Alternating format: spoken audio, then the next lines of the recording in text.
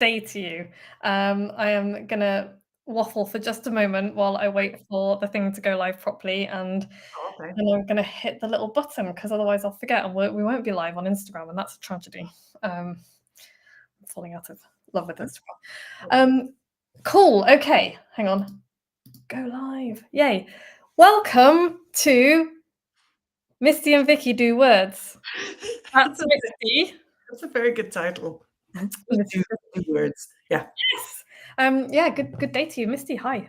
Hi. Hello, how are you? Thanks for having me on your Restream channel. I don't know what this is, but there we go. I do words, I don't do whatever we're doing right now. Yes. This thing. Thanks for joining me on my Restream channel. Yes.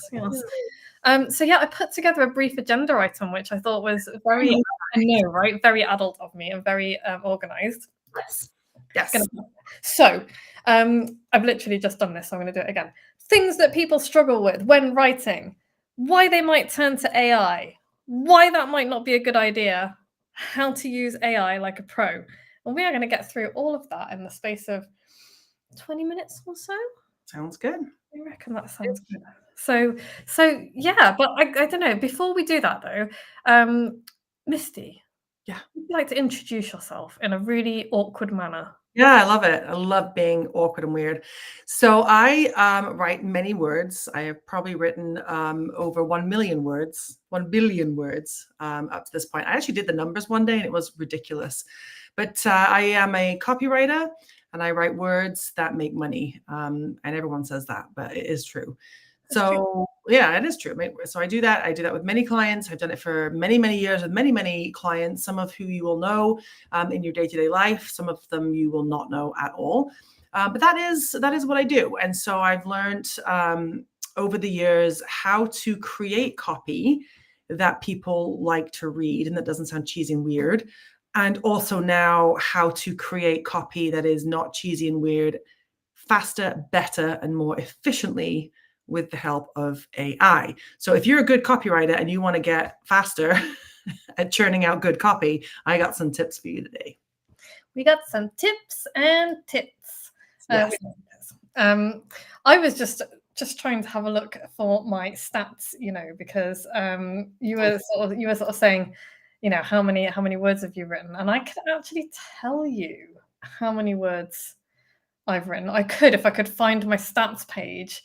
But I think basically I passed 1 million words on 750words.com months ago, and that's literally just on 750words.com. So I reckon you can 10x that over the last few years, and that's like 10 times 1 million is 10 million. That's good. Look at me with my maths.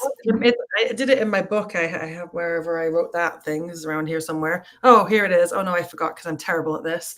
I was going to plug it and then I forgot to bring it. So just look it up on Amazon. Oh, here it is. It's hidden under a pile of things. Yeah, I was going to say I could plug it because I've got it. Yeah, you got it. I've got the not for resale version because I haven't even bought it for myself yet because I'm useless. I'm a total terrible marketer for myself. I'm brilliant for everyone else. But I have definitely written at least 500 words for the past 10 years, if not more. And those are definitely in the form of emails for my business or for my clients' businesses. So to say that I have been around the block a little bit when it comes to doing words, it's true. It's all true. Yeah. That's it. Cool. And I think people know me, but I am Vicky. I am a nonfiction writing coach and book coach. I help people to write like they mean it.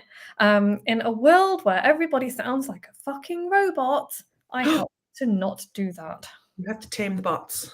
Have to tame the bots, yes. So let's dive in with some of the big hairy issues that people have with actually, getting on with the writing. What have you found in your many decades of centuries of writing? I think there's a couple things, and they're kind of like niche specific, but I'd say like not knowing what to write about is the biggest thing. And I think because it's quite an overwhelming prospect is to kind of nail down on one thing that you want to write about. So that's been something even when I was writing the book, it was like, what do I write about? Like like as if I've never written a day in my life. I'm like, I don't know what to write about. So I think not knowing what to write about is one of the hardest things. And I think some of the ways to overcome that is just by taking a very, very, very, very tiny piece of what you're good at and then just writing a book about it, like the tiniest piece, you know. And I think people think, well, I've got to write a novel. It's got to be this all-encompassing thing. And actually, you just have to take one tiny snippet of your expertise and build it out. Yeah. I think consistency is something every writer will struggle with from the beginning to the end. I just think it's hard, and you have to find coping mechanisms. I write in bulk. I'm an email copywriter. I write in bulk. So I will write, 5 or 6 emails at a time and then get them loaded up because I write daily emails for clients. With the book, I had to write it all at once, like just not all at once, I will say, but I had to write the bulk of it in one big, furious, coffee-induced rage. Like you did a lot of you did do that because I remember because you did Microbook Magic, which is my signature program, and it's freaking awesome. Got to write a book, so it's good. Yeah. And so you did do that, but you also did like a lot of the work like in bits and pieces. So because like I wanted to just jump on a couple of things that you just said there, like writing consistently, really important. Doesn't necessarily mean writing every day. And I really wanted to like put that out because I think a lot of people get really freaked out by that. I'm like, I write every day and you write every day pretty much, but like you don't have to. It's like consistency just means consistently. It doesn't mean every day necessarily. But like the other thing is like writing is not always just sitting there and kind of typing into a typepad or writing on a thing. And it's like a lot of the writing that we do, I think, is done whilst gazing out of the window or stomping around with the dogs at the lake or whatever. So it's like all of that kind of groundwork. Yeah, you might have sat there and kind of done a big coffee fueled kind of crazy chunk of work, but that actually wasn't the bulk of the work. I would say it was like you'd already done a bunch of that. So I think someone once told me, and I'm bailing on her name right now, which is terrible, but I will tag her into this after. She said, because I was talking about this, how I was really stalling on writing the book. She's like, actually, you've probably written the book in your head like 15 times. right. You just, maybe, was it you or was it Maria? I can't remember. Someone told me that. So, and all the prep work that you do, which is the thinking part, that is how you get to the caffeine-induced rage writing stage. Without all that prep work, you won't have anything to write about. So it's, it's a process. So let's dig into a little bit of the kind of the other stuff that stops people writing, which also ties into all that. Because I think that one of the biggest things that stops people writing is that they're not willing to write shit. They're not, and they're like the number of people that I've spoken to and that I have seen kind of talk about this on social media or wherever, and they're like, oh, but if I write something, it's not going to be very good, and it's like, no, it probably won't be. At first, it's probably going to be at best okay, and at worst absolute trash, and that is a good thing. And I think getting comfortable with that is really, really important, because I don't know, what is it about writing that people are like, oh, I'm going to sit down and I'm going to knock out a perfect first draft, but nobody expects to do that in any other field. Like, what is that? I think it's just everyone thinks that they can write. And everyone can write, but it doesn't mean you can write books, or it doesn't mean you can write long prose. Everyone can write.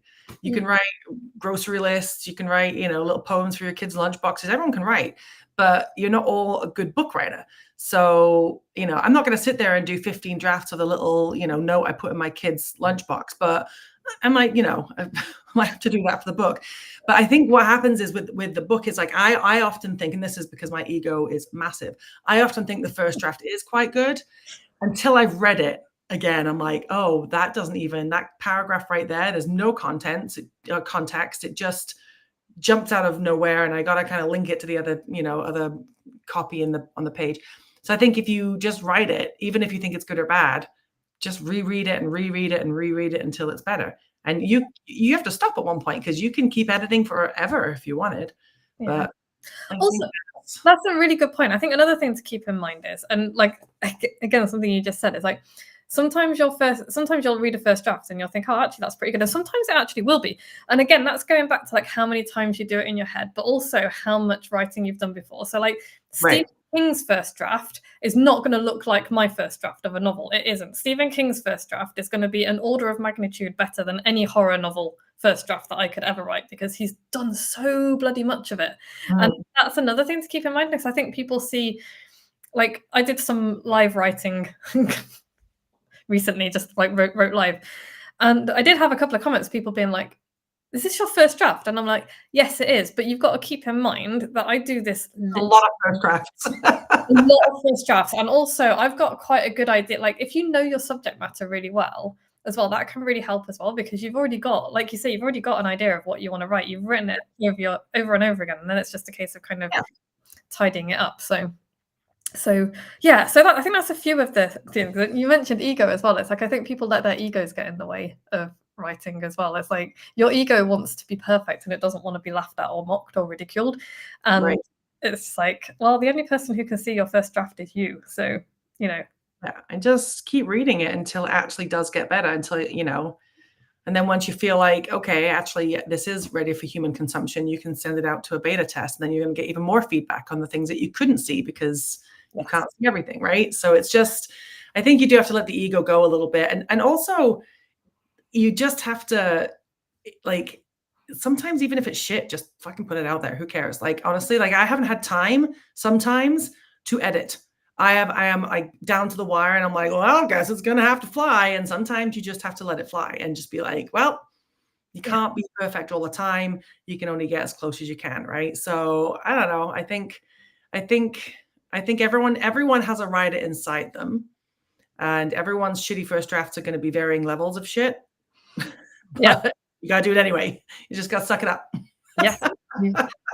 It's like, and yeah, what we're talking about here, we're talking about books as well, but like what we're talking about here is like, you've just got to get it out there. It's like social media posts, email, that they don't matter in the sense that they're not printed. It doesn't matter if it's not great. I mean, you don't want to put out total crap, but like also it doesn't, just get it out there and say something. Here's something that you're really great at, and one of the things that I love about your writing is you have an opinion and you're not afraid to put it out there. And I just think that is like really important, because if you haven't got an opinion, then you haven't really got anything to say, and your writing is going to be boring. So tell us a little bit about talk a little bit about how you get your opinions out there and how you feel about that. And it all goes back to when I was a child. No, you if you're right, this is going to sound so bad. If you know that you're right about something, you're entitled to that opinion. And I know that I'm right about the stuff that I say because I've been practicing it for about 10, 15 years at this point. So my opinions, I'm very opinionated on how people should market things, but that's because I have run and I do run very successful marketing and sales departments. So my opinions are based on what I know to be true and what works, right?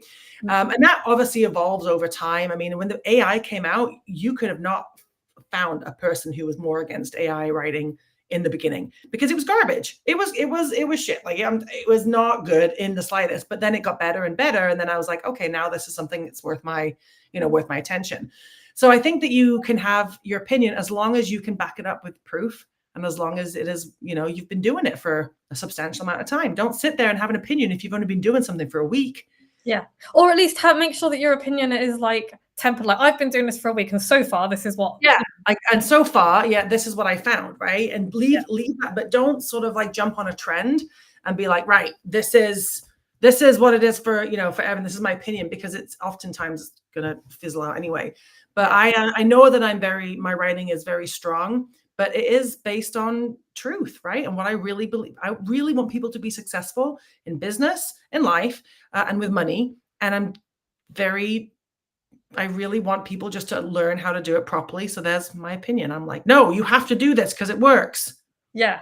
And that's what I love. And the other thing that I love about your writing, and this goes together with it, is like you write about your stories and your experience, and that is indisputable. Like, people can't argue with your experience, your lived experience with your story, because it is your story. And so again, it's like, have an opinion, and also don't be afraid to tell your story and put it out there and share parts of yourself. And you can decide how much of yourself you want to share, because there's stuff that I will never share with the world, despite being a chronic oversharer.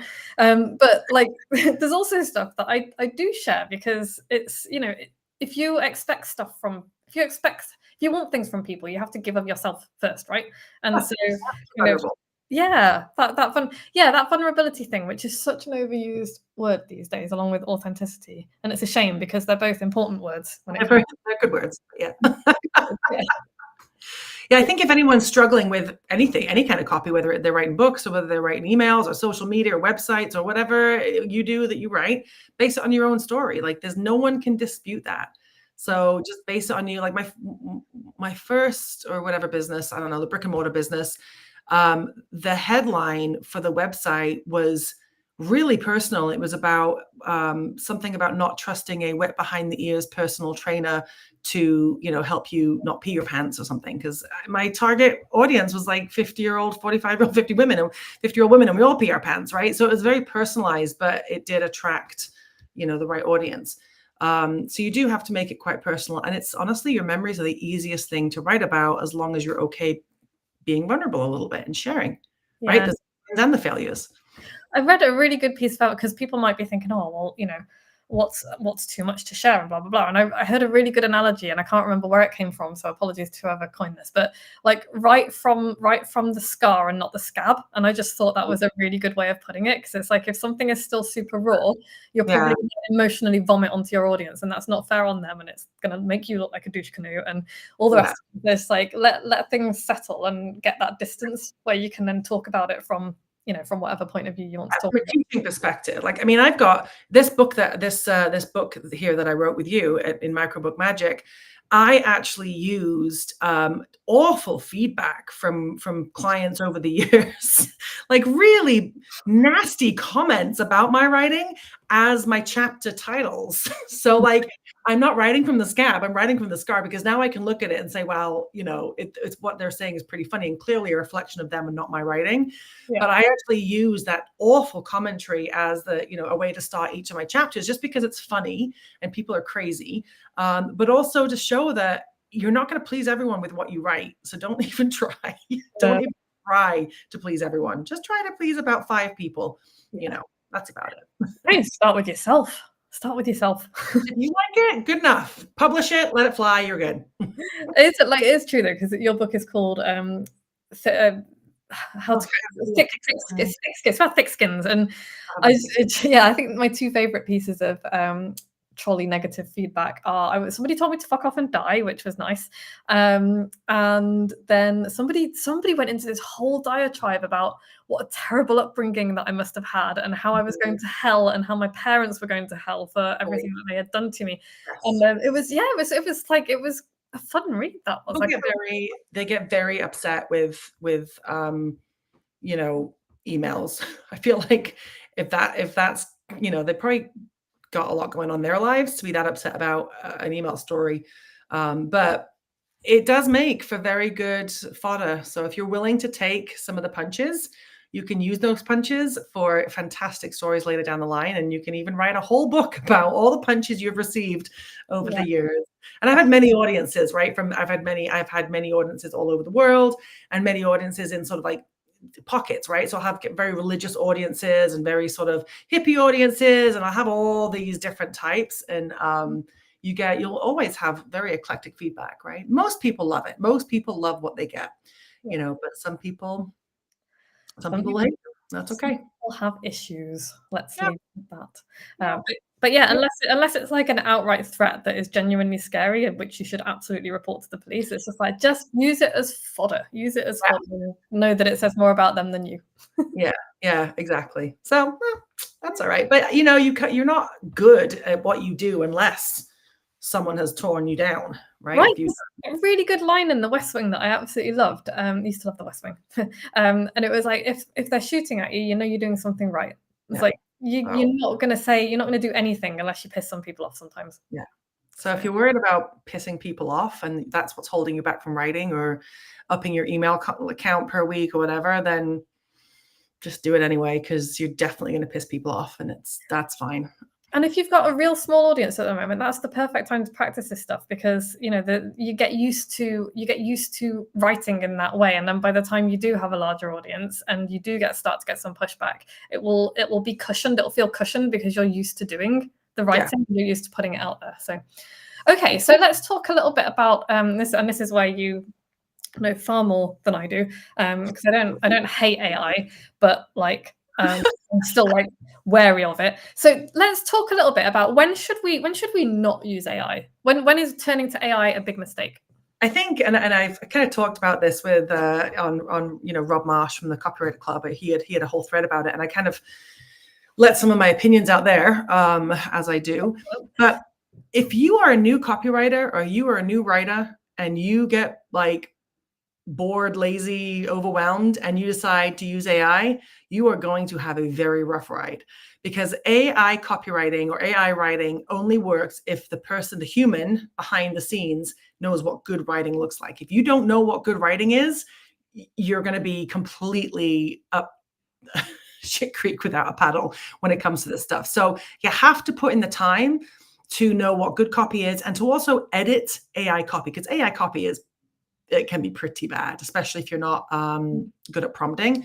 So but the end result has to be good copy. So either you're going to edit it or it's going to be good copy and you're going to know it. But if you don't know how to do those two things, then AI is not your friend. It's going to make you a very bland, ambiguous, vanilla writer, and you're going to bore a lot of people. And I do a lot of stuff on LinkedIn, and I can already see which organizations and companies are just using pure AI to do their LinkedIn posts, because they are like snooze fest. I can see, right? So you do have to be super careful. But so put in the work, get good at copywriting or writing, and then you can use AI as a friend, not a foe. Yeah.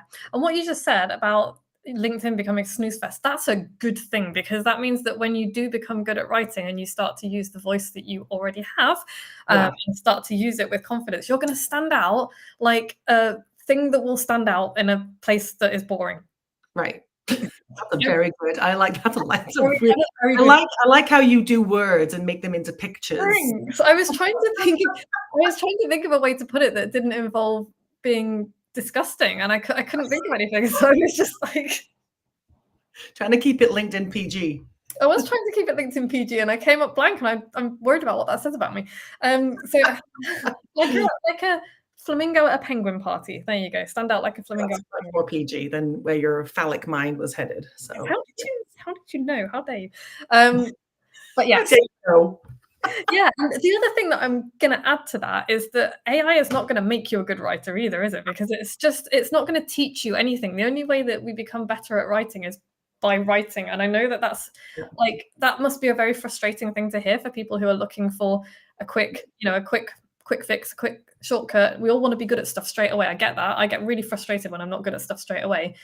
But I've come to see the process as being part of the joy of it. It's like, it's an experiment and it's a game, and it's like, play with how your voice sounds, play with your writing, and then you can start to use AI to play with it even more, right? So how can we do that?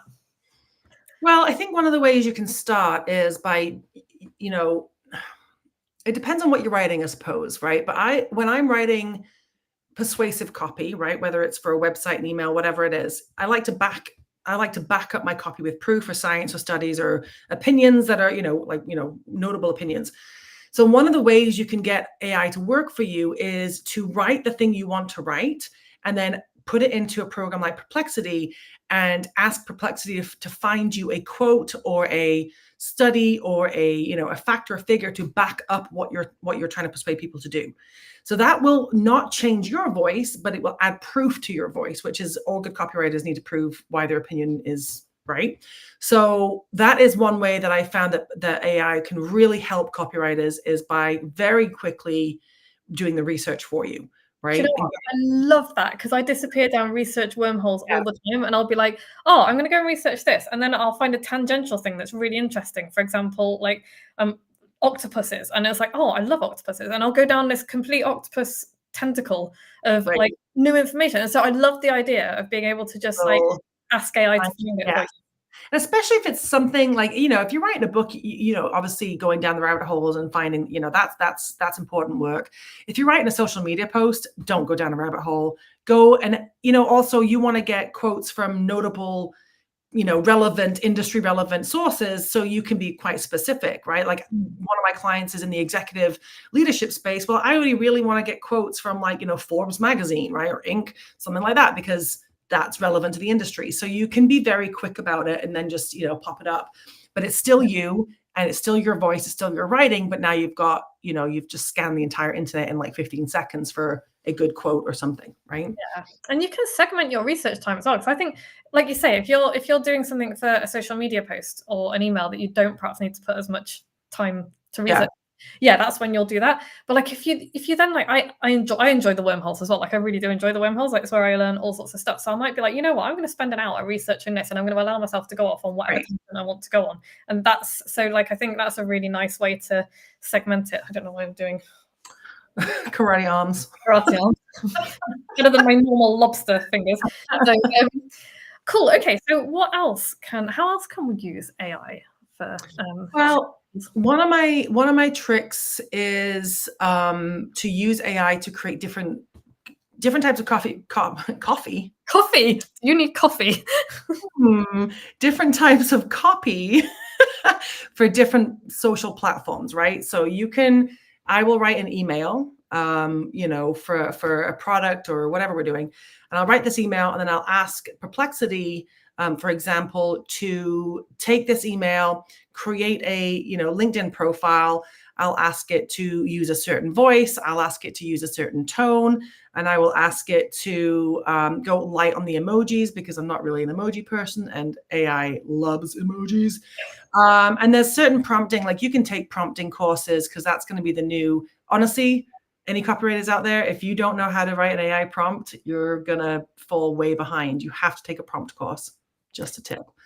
So yeah, maybe you should do a prompt course. I can do a prompt course. I could do a prompt course. I've actually, I've used Perplexity a lot. I use Perplexity because it's just, to me, it's just one of the better ones for the type of copy that I write. There's many programs you can use, but it just really works for the type of copy I'm focused on a daily basis. But I've written a lot of really shit copy and come up with some really dodgy images through that program. So you do have to know your prompting. I would say that's a good place to start with AI. Is even LinkedIn has some prompt engineering, they call it, some prompt engineering courses.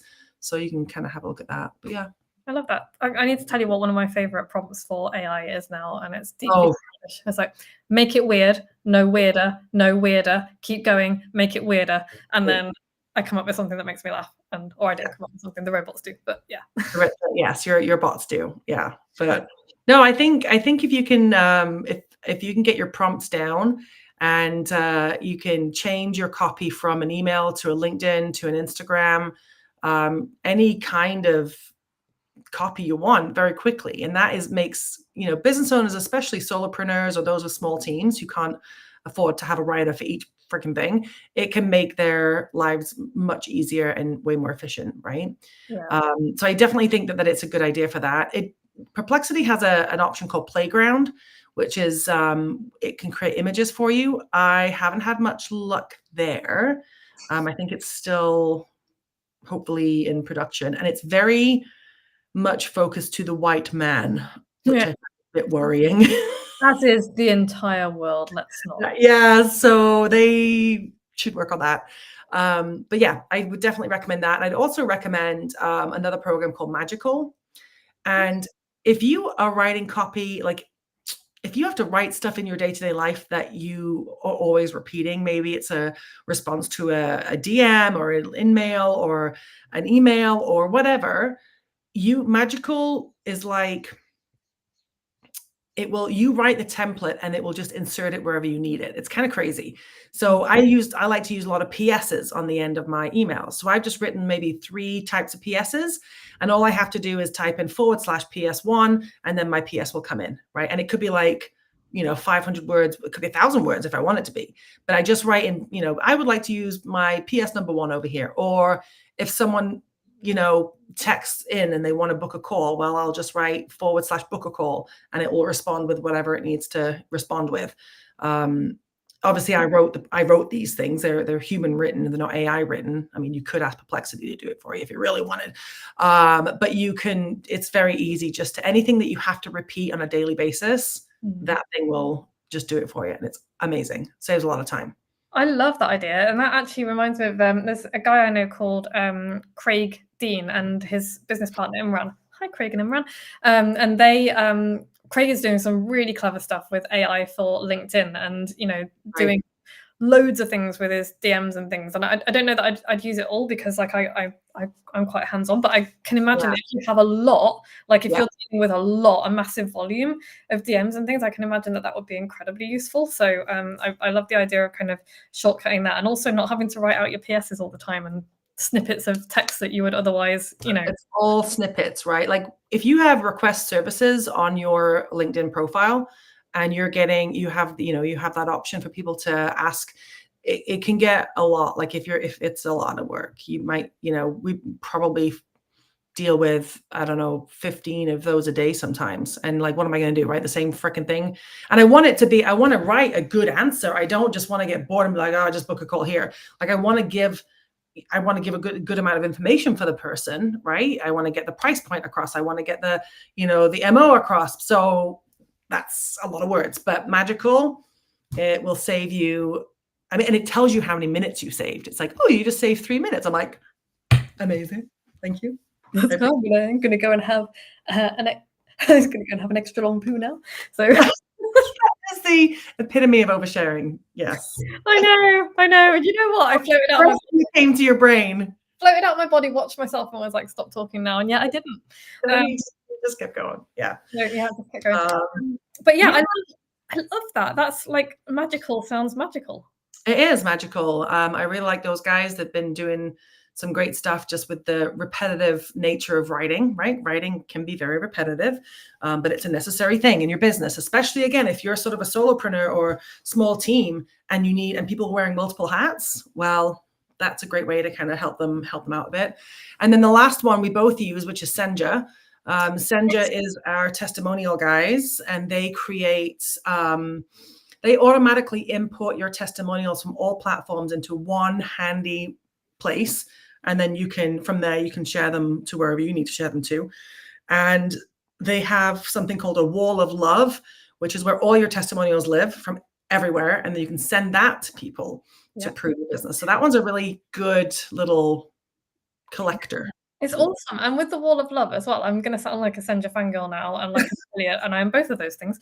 But like, I really love it, because I'm terrible at collecting testimonials, and this just makes it really easy. But like with the wall of love, you can have like one big wall of love, but you can also have a wall of love that's curated for specific products as well, which is really, really cool. So, and they're really like, they are the most responsive guys in tech that I asked them for a feature, and within an hour they'd replied to it, and within like 6 hours the feature had been implemented, and I was like, what is happening here? That's the same thing I did with the LinkedIn, because I had 180 testimonials to pull in. And I was like, please. And they were like, no problem. And then it appeared, and I was like, amazing. So I love those guys. They're awesome. They're a growth stage startup, and I just really like the authenticity of what they're doing, because it's real stuff, right? Like it's real people's words. But I think what I'm doing, so I do a lot of automation work. We do a lot of free events, and we have a lot of people sign up for them. And so instead of pitching at the end of these free events, I will ask for a testimonial. So what I'll do is I'll text and send an email. Obviously, I've already pre-scheduled all of these things. So right after the event, I will ask for a testimonial, which will go directly onto the wall of love at Senja. So it's just an easier way for me to get something out of doing these free events, is to get that testimonial in.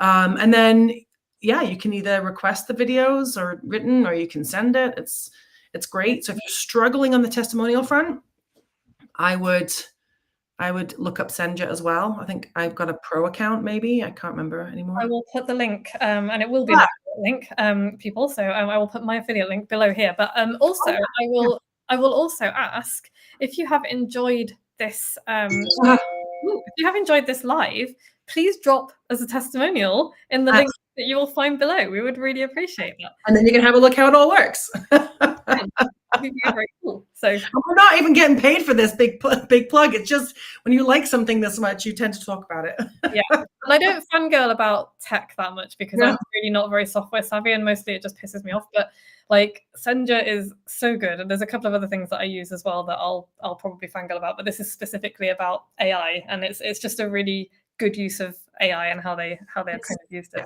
It is magical. I like things that are, helping people become efficient. I'm not wanting to use AI to get rid of copywriting, or to, make less jobs. I just want those good copywriters that have put their time and energy into learning their craft. I want them to be able to get better and more efficient, because that is what the world demands of us right now, especially in the entrepreneurial space. You have to be everywhere all the time, and you got to sleep. So start using some of these tools to speed things up.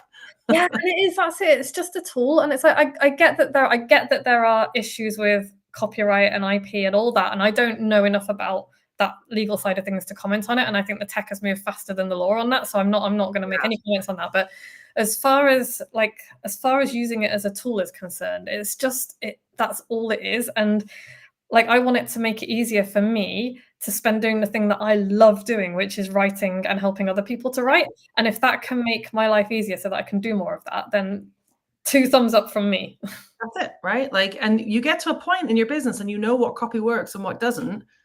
So you can you've earned the right to get some shortcuts at this point. I mean, I certainly have. I know what emails will sell and what won't. I reuse copy and reuse emails all the time, because if they work, why not reuse them?